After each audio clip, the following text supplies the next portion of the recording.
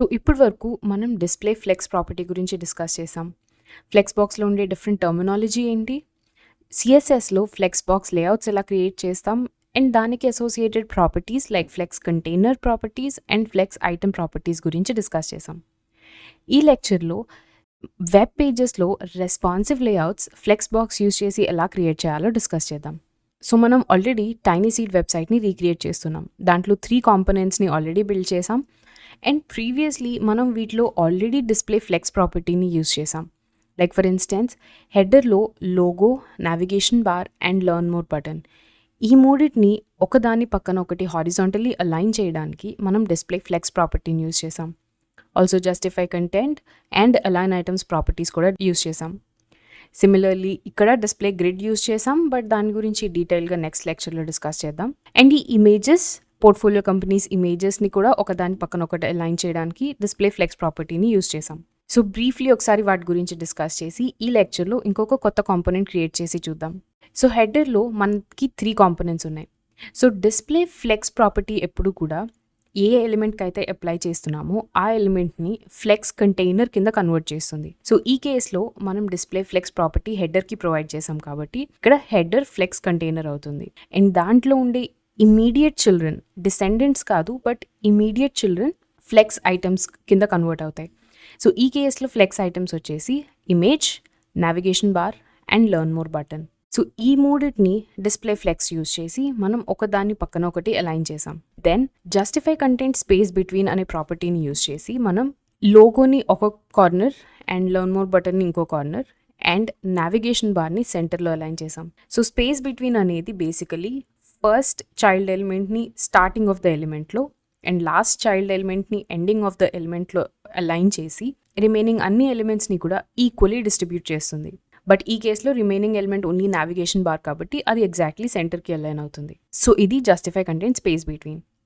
Then align items centre అనేది మనకి ఈ 3 ఎలిమెంట్స్ని హారిజాంటలీ హెడర్ సెంటర్కి అలైన్ చేస్తుంది. సో ఫర్ ఇన్స్టెన్స్ ఇన్స్పెక్ట్లోకి వెళ్ళి హెడర్ కాంపోనెంట్ని సెలెక్ట్ చేస్తే, సో ఇవి మనం హెడర్కి అప్లై చేసిన ప్రాపర్టీస్. దీంట్లో అలైన్ ఐటమ్స్ని మనం అన్చెక్ చేస్తే, so as you can see align items అనేది ఈ 3 ఎలిమెంట్స్ని హారిజాంటలీ హెడర్ సెంటర్కి అలైన్ చేస్తుంది. సో ఇది మనం అన్చెక్ చేసినప్పుడు మనకి నావిగేషన్ బార్ అనేది ఈ రెండింటికి సెంట్రలీ అలైన్గా లేదు. సో దీన్ని మళ్ళీ చెక్ చేస్తే దేర్ యు గో. సో ఇది బేసికలీ హారిజాంటలీ ఎలిమెంట్స్ని కంటైనర్ సెంటర్లోకి అలైన్ చేస్తుంది. అండ్ జస్టిఫై కంటెంట్ అనేది హారిజాంటల్ అలైన్మెంట్కి, అలైన్ ఐటమ్స్ అనేది వర్టికల్ అలైన్మెంట్కి. దెన్ ఈ పోర్ట్ఫోలియో కంపెనీస్, సో ఈ పర్టికులర్ సెక్షన్ సెలెక్ట్ చేస్తే, సో డిస్ప్లే ఫ్లెక్స్ యూజ్ చేసి ఫస్ట్ 4 ఇమేజెస్ని ఒకదాని పక్కన ఒకటి అలైన్ చేసాం. Then align items center use చేసి అన్నిటినీ horizontally align items property use చేసి ఆల్ 4 ఇమేజెస్ని ఫ్లెక్స్ కంటైనర్లో సెంటర్కి అలైన్ చేసాం. అండ్ జస్టిఫై కంటెంట్ యూజ్ చేసి హారిజాంటల్ అలైన్మెంట్ కంట్రోల్ చేయొచ్చు. గ్యాప్ ప్రాపర్టీ యూజ్ చేసి ఇమేజెస్కి మధ్యలో గ్యాప్ని ప్రొవైడ్ చేసాం. And padding property. సో మనం previously already display flex use చేసాం, బట్ సిన్స్ నౌ మనం డిస్ప్లే ఫ్లెక్స్ గురించి డీటెయిల్గా డిస్కస్ చేసాం కాబట్టి దాన్ని యూజ్ చేసి మనం బ్యానర్ కాంపోనెంట్ క్రియేట్ చేసి చూద్దాం. So banner component. Now banner కాంపోనెంట్లో మీరు ఫస్ట్ చూస్తే మనకి ఏ ఎలిమెంట్స్ ఉన్నాయో చూద్దాం. సో బ్యానర్ లోపల మనకి 2 సెక్షన్స్ ఉన్నాయి. ఒక సెక్షన్లో టెక్స్ట్ ఉంది, బ్యానర్ టెక్స్ట్. ఇంకో సెక్షన్లో బ్యానర్ ఇమేజ్. సో ఫస్ట్ ఆ 2 సెక్షన్స్ క్రియేట్ చేద్దాం. సో ఆర్టికల్ యూజ్ చేసి బ్యానర్ క్లాస్ నేమ్. సో మనం ఎప్పుడైనా ఒక ఎలిమెంట్ని with the class name declare చేయాలి అంటే మనం ఒక షార్ట్ హ్యాండ్ యూజ్ చేయొచ్చు. ఏంటి అంటే simply tag name dot class name అని క్లిక్ చేసి ఎంటర్ చేస్తే ఆటోమేటిక్గా ఆ tag with that particular class name create అవుతుంది. So for instance section dot banner text, enter, there you go. Similarly section dot banner image, there you go. So simply tag name dot class name అని click చేస్తే మనకి opening tag, closing tag along with the class name ఆటోమేటిక్గా create అవుతుంది. So మనం 2 sections create చేసాం బ్యానర్‌లో. ఒకటి టెక్స్ట్‌కి, ఒకటి ఇమేజ్‌కి. నౌ టెక్స్ట్‌లో మనకి 3 చైల్డ్ ఎలిమెంట్స్ ఉన్నాయి. ఒకటి let's say H3 tag for B2B SaaS, then H1 main టైటిల్‌కి and a button. So 3 elements H3, H1 and button. So ఇక్కడ మీరు బటన్‌కి అబ్జర్వ్ చేస్తే ఎగ్జాక్ట్‌లీ హెడర్‌లో లెర్న్ మోర్ బటన్ ఎలా ఉందో అలానే మనకి ఇక్కడ tell me when applications open అనే బటన్ కూడా ఉంది. So completely same properties, only thing ఏంటంటే ఫాంట్ సైజ్ స్లైట్లీ ఇంక్రీజ్ చేయాలి. సో మనం ఇక్కడ ఈ క్లాస్ నేమ్ని ఈ బటన్కి రీయూజ్ చేయొచ్చు. అప్పుడు ఆ ప్రాపర్టీస్ అన్నీ కూడా ఈ బటన్కి అప్లై అవుతాయి. So dot learn more button, enter and there you go. So tell me when applications open. ఇప్పుడు అవుట్పుట్ ఒకసారి చెక్ చేద్దాం. There you go. So just text enter చేసి ఈ క్లాస్ నేమ్ యాడ్ చేస్తే మనకి ఎగ్జాక్ట్ బటన్ అనేది create అయింది. So ఈ హెడ్డింగ్స్ కూడా యాడ్ చేద్దాం. B2B, H3 and H1. So ఇది టెక్స్ట్ పార్ట్. ఇప్పుడు నెక్స్ట్ బ్యానర్లో సెకండ్ పార్ట్ ఇమేజెస్ యాడ్ చేద్దాం. సో ఇక్కడ మీరు అబ్జర్వ్ చేస్తే ఇవి 2 డిఫరెంట్ ఇమేజెస్. ఒకటి రైట్ క్లిక్ చేసి open image in new tab. So ఒకటి ఓన్లీ ఈ 3 పిక్చర్స్ కొలాజ్ ఒకటి. ఇంకొకటి దీని మీద రైట్ క్లిక్ చేసి ఓపెన్ చేస్తే ఆరెంజ్ డాట్స్ అని ఒకటి ఉంది, హోమ్ పేజ్ ఫొటోస్ అని ఒకటి ఉంది. సో ఇవి ఆల్రెడీ నేను టైనీ సీడ్ వెబ్సైట్లో మీడియా ఫోల్డర్లో పేస్ట్ చేసుకున్నాను ఆర్ డౌన్లోడ్ చేసుకున్నాను. సో ఇప్పుడు will directly use this image SRCతో. So orange dots and banner JPG. So మీరు ఇమేజెస్ని డౌన్లోడ్ చేసుకున్నప్పుడు ఏ కాంపోనెంట్ ఇమేజో ఆ నేమ్తో డౌన్లోడ్ చేసుకుంటే మీకు ఇమేజెస్ని ఇక్కడ SRCతో యాడ్ చేసినప్పుడు ఇంకా ఈజీ అవుతుంది. సో బ్యానర్ ఇమేజ్ సెక్షన్లో 2 ఇమేజెస్ యాడ్ చేద్దాం. Image into 2, enter, there you go. So first image వచ్చేసి banner image, media, banner. Second image వచ్చేసి మీడియా, ఆరెంజ్ డాట్స్. ఇప్పుడు దీని అవుట్పుట్ చెక్ చేస్తే there you go, orange dots. So ఇది అంతా HTML part of the component. ఇప్పుడు దీన్ని CSS add use చేసి ఈ బ్యానర్ కాంపోనెంట్ లాగా మనం క్రియేట్ చేయాలి.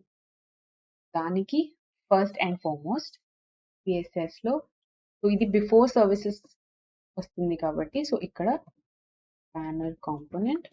సో ఫస్ట్ మెయిన్ బ్యానర్ ఏదైతే ఉందో క్లాస్ బ్యానర్, దీనికి మనం బ్యాక్గ్రౌండ్ ఇమేజ్ యాడ్ చేద్దాం. బికాస్ ఇక్కడ మీరు మెయిన్ వెబ్సైట్లో చూస్తే సో ఎగ్జాక్ట్లీ హెడర్కి ఏదైతే బ్యాక్గ్రౌండ్ కలర్ యూజ్ చేసినామో అదే మనకి బ్యానర్కి కూడా కంటిన్యూ అవుతుంది. సో బ్యాక్గ్రౌండ్ కలర్ RGB అని క్లిక్ చేస్తే ఆటోమేటిక్గా ప్రీవియస్లీ యూజ్డ్ కలర్స్ ఏవైతే ఉన్నాయో అవి మనకి కనిపిస్తాయి. సో బ్యాక్గ్రౌండ్ కలర్, సిన్స్ బ్యానర్కి ఒక ఫిక్స్డ్ హైట్ ఉంది కాబట్టి అంటే ఇది యూజువలీ చేంజ్ అవ్వదు. మనకి లోపల కంటెంట్ ఎంత చేంజ్ అయినా కూడా ఈ బ్యానర్ హైట్ ఏదైతే ఉందో అది ఫిక్స్డ్ ఉంటుంది. సో మనం కూడా బ్యానర్కి ఒక ఫిక్స్డ్ హైట్ అనేది ప్రొవైడ్ చేద్దాం. బ్యానర్కి height let's say around 75 VH and output check చేస్తే దేని. సో ఎగ్జాక్ట్లీ మనకి ఇక్కడ వరకు వచ్చిందో అలానే ఇక్కడ కూడా వస్తుంది. సో మనకి ఒక క్యాన్వస్ లాగా ఫామ్ అయింది. ఇప్పుడు బ్యానర్ లోపల ఈచ్ ఎలిమెంట్ ని స్టైల్ చేద్దాం. Starting with aligning both the image and text next to each other. So first ఈ టెక్స్ట్ అండ్ బ్యానర్ ఇమేజ్ రెండింటిని ఒకదాని పక్కన ఒకటి అలైన్ చేయడానికి మనం డిస్ప్లే ఫ్లెక్స్ ప్రాపర్టీని యూజ్ చేయాలి.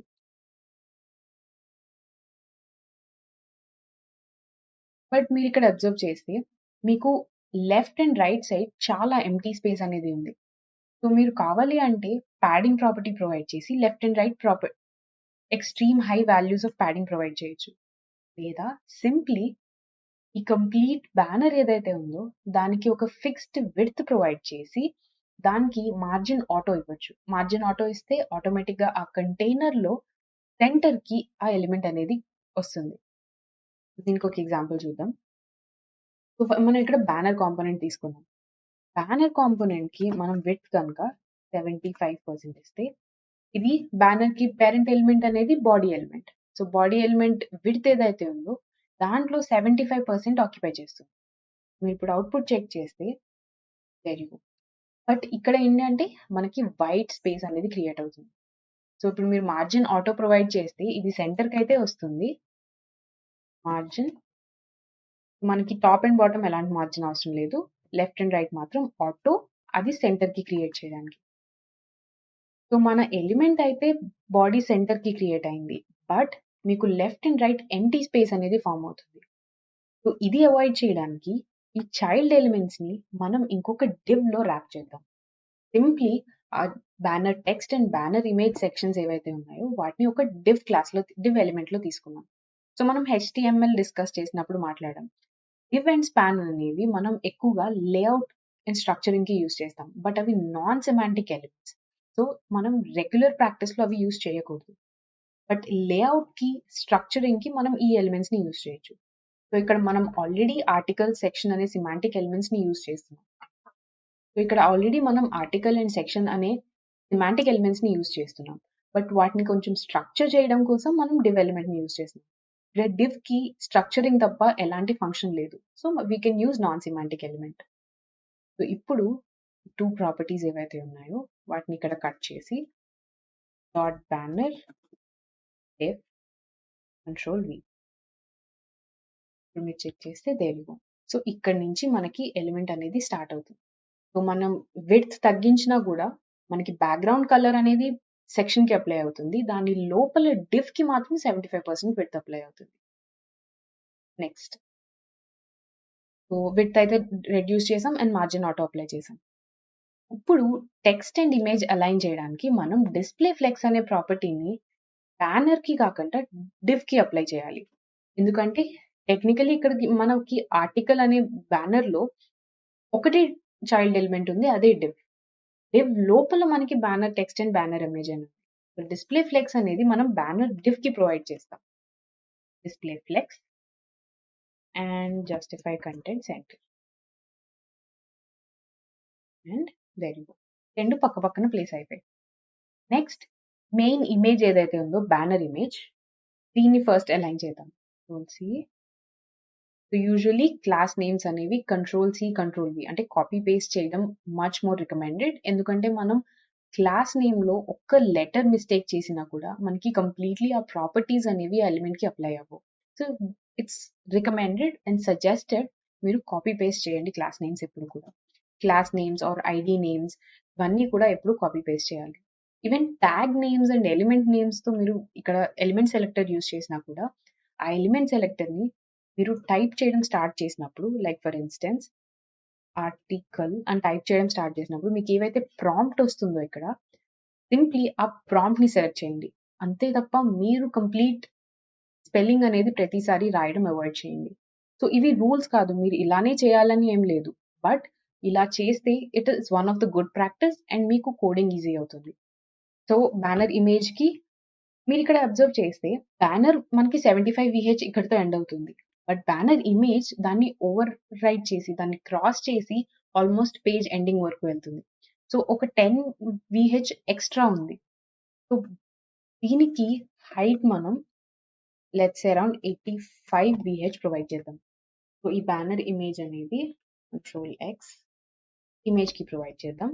So, there you go. Orange dots అనేవి లెట్స్ సే అరౌండ్ 20-30 వీహెచ్ వరకు ఉన్నాయి కదా! దాని హైట్. సో, ఆరెంజ్ డాట్స్‌కి ఒక క్లాస్ నేమ్ ప్రొవైడ్ చేద్దాం. Banner orange dots. Banner control V. So, ఇప్పుడు అవుట్‌పుట్ చెక్ చేస్తే దేర్ యూ గో. బట్ ఇంకొకటి అబ్జర్వ్ చేయండి. మీకు ఈ ఆరెంజ్ డాట్స్ అనేవి మెయిన్ ఇమేజ్‌కి ఓవర్‌లాప్ అవుతున్నాయి. మెయిన్ ఇమేజ్ మీద ఓవర్‌లాప్ అవుతున్నాయి. సో, ఇవి ఇలా మెయిన్ ఇమేజ్ మీదకి ప్లేస్ చేయడానికి మనం యూజువల్లీ పొజిషన్ ప్రాపర్టీ అనేది యూజ్ చేస్తాం. బట్ అది మనం నెక్స్ట్ సెక్షన్‌లో డీటెయిల్‌గా డిస్కస్ చేస్తాం. సో, ఫర్ నౌ మనం మార్జిన్ ప్రాపర్టీ యూజ్ చేసి దాన్ని ఇలా ప్లేస్ చేద్దాం. సో, మార్జిన్ ప్రాపర్టీ యూజ్ చేసినప్పుడు మనం నెగెటివ్ వాల్యూస్ యూజ్ చేస్తే అది మన నార్మల్ డాక్యుమెంట్ ఫ్లోకి ఆపోజిట్ డైరెక్షన్‌లో మూవ్ అవుతుంది. అంటే మార్జిన్ బాటమ్ 4 రెమ్ ఫస్ట్ దాన్ని అసలు పైకి మూవ్ చేయడానికి అండ్ మార్జిన్ లెఫ్ట్ అనేది -2 రెమ్ ప్రొవైడ్ చేస్తే అది బ్యాక్‌కి అంటే ఈ డైరెక్షన్‌లో మూవ్ అవుతుంది. Towards the image. అదే మనం పాజిటివ్ వాల్యూ ప్రొవైడ్ చేస్తే వెరీ ఈ రెండిటికి మధ్యలో 2 rem గ్యాప్ ప్రొవైడ్ అయింది. సో నెగెటివ్ ప్రొవైడ్ చేస్తే అది ఎగ్జాక్ట్లీ ఇమేజ్ మీదకి ప్లేస్ అవుతుంది. Very good. Now coming to the banner text. So images రెండు ప్లేస్ అయిపోయి అండ్ మనకు కావాల్సిన విడ్త్ అనేది అప్లై చేసేసాం. ఇప్పుడు బ్యానర్ టెక్స్ట్కి వద్దాం. బ్యానర్ టెక్స్ట్లో మనం చేయాల్సింది కామన్ థింగ్ ఏంటి అంటే ఫస్ట్ వైట్ కలర్ అప్లై చేయాలి. ఎందుకంటే ఇదంతా డార్క్ థీమ్లో నడుస్తుంది కాబట్టి ఫాంట్ కలర్ లైట్ కలర్లో ఉండాలి. సో బ్యానర్ టెక్స్ట్ని కంట్రోల్ కాపీ చేసి పేస్ట్ చేసి colour white. There you go, colour white. దీనికి మనం ఒక ఫిక్స్డ్ విడ్త్ ప్రొవైడ్ చేద్దాం. As you can see here ఇది ఒక ఫిక్స్డ్ విడ్త్లో ఉంది. So let's say width 40 VW or maybe 30 VW. Okay, 25 VW. So మీరు ఎప్పుడు కూడా అబ్జర్వ్ చేయండి, సిఎస్ఎస్లో చాలా వరకు మీకు ట్రైల్ అండ్ ఎర్రర్ మెథడ్ నడుస్తుంది. ఇది ఆల్రెడీ మనం ప్రీవియస్లీ మాట్లాడుకున్న టాపిక్కే. సో సిఎస్ఎస్లో ఎప్పుడు కూడా మనం trial and error method use చేస్తాం. అంటే మనం ఒక వెబ్సైట్ని రీక్రియేట్ చేయడానికి ట్రై చేస్తే మనకి అది ఎలాగ ఎగ్జాక్ట్లీ అవుట్పుట్లో ఎలా కనిపించాలో డిఫరెంట్ వాల్యూస్తో ట్రైల్ అండ్ ఎర్రర్ మెథడ్ చేస్తాం. ఇది మనం ఓన్ వెబ్సైట్ క్రియేట్ చేసుకున్నా కూడా అలానే చేస్తాం, ఆర్ అదర్ వెబ్సైట్స్ని రీక్రియేట్ ఆర్ క్లోన్ చేయాలి అన్నా కూడా అలానే చేస్తాం.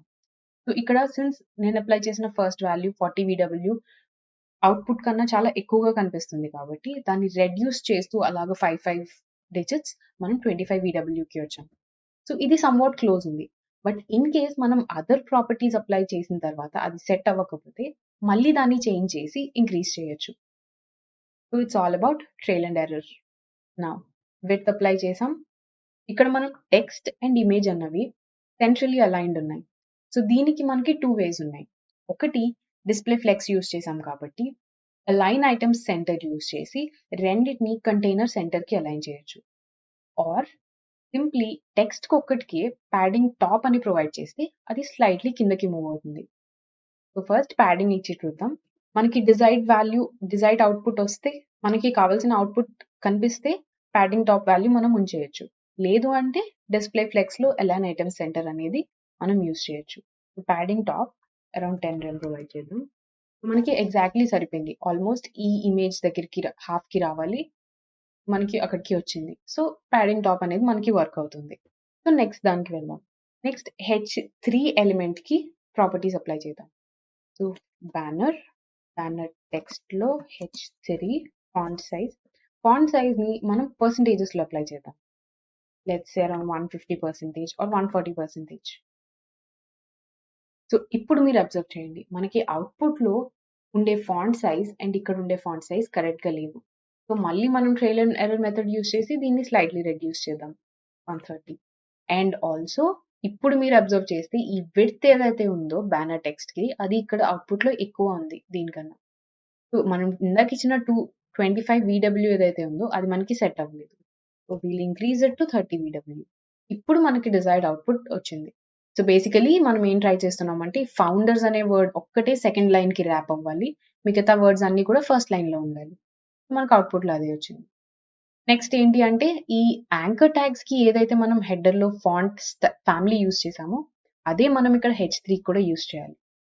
సిఎస్ఎస్కి వెళ్ళి యాంకర్ ట్యాగ్స్లో యూస్ చేసిన ఫాంట్ ఫ్యామిలీని కాపీ చేసి మనం ఇక్కడ కూడా అదే పేస్ట్ చేద్దాం. There you go. సో ఇప్పుడు మళ్ళీ మనం ఫాంట్ సైజ్ అనేది పెంచాలి, ఎందుకంటే మనం ఇందాక యూజ్ చేసిన ఫాంట్ ఫ్యామిలీ అండ్ ఈ ఫాంట్ ఫ్యామిలీకి మనకి స్లైట్లీ వేరియేషన్ ఉంది. So back to 140%. So CSS మొత్తం మనకి యూజువల్లీ ఇలానే వర్క్ అవుతుంది 150. నౌ ఈ రెండింటికి మధ్య ఈ గ్యాప్ కోసం మనం since already display flex property apply చేసాం కాబట్టి కంటైనర్కి ఇక్కడ గ్యాప్ 2 rem అని ప్రొవైడ్ చేస్తే or maybe 4 rem. There you go. And ఇది 28 VW. There you go. So founder second లైన్కి వచ్చింది. నౌ దీన్ని ఫాంట్ వెయిట్ స్లైట్లీ రెడ్యూస్ చేద్దాం. Font weight 400. There you go. So ఇప్పుడు మనకి ఎగ్జాక్ట్లీ అవుట్పుట్లో ఎలా కావాలో అలానే వచ్చింది.